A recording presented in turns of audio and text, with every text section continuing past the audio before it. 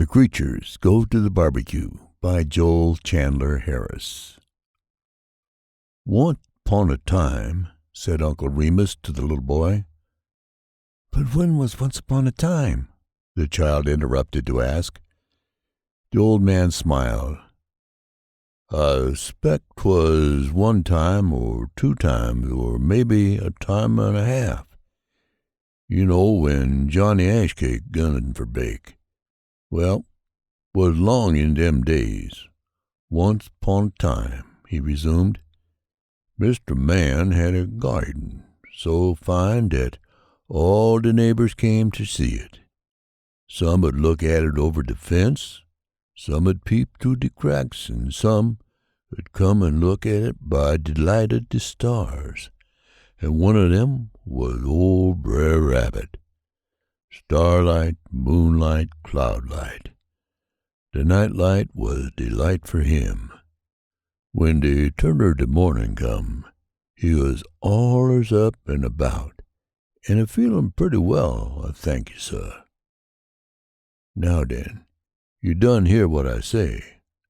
There was Mr. Man yonder was the garden, and here was old Br'er Rabbit. Uncle Remus made a map of this part of the story by marking in the sand with his walking cane. Well, this being the case, what do you expect going to happen?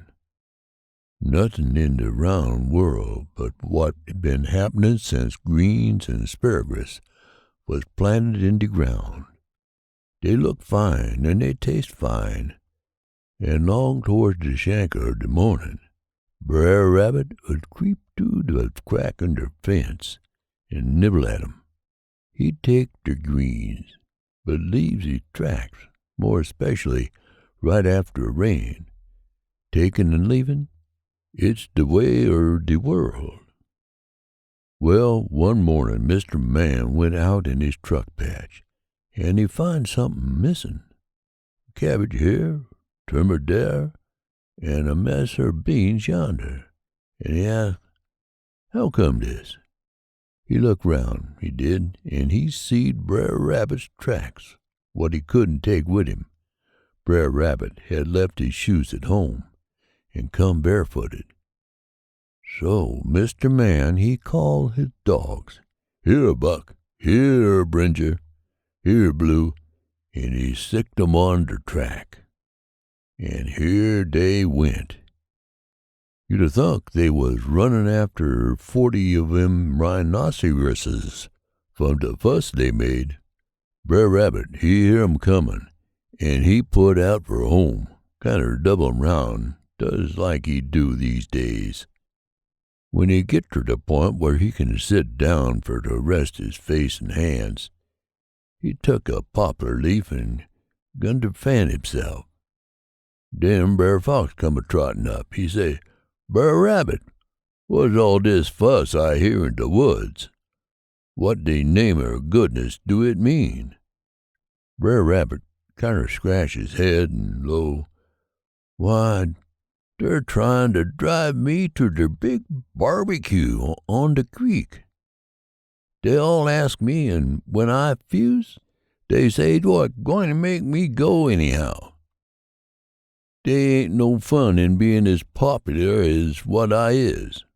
Brer Fox, if you want to go, jest git in ahead of the hounds and go lickety-split down the big road. Brer Fox rolls his little eyes and lick his chops where he dribbled at the mouth, and put out ter the barbecue. And he ain't more than made his disappearance, for here come Brer Wolf. And when he get the news, off he put. And he ain't more'n gotten out of sight, for here come old Brer B'ar, and when he'd hear talk er the bacon meat and the big pan of gravy, he sot up on his behind legs and snored. Then off he put, and he ain't got out in hearing afore Bear Coon come rackin' up, and when he get the news, he put out. So, there they was. What you going to do about it?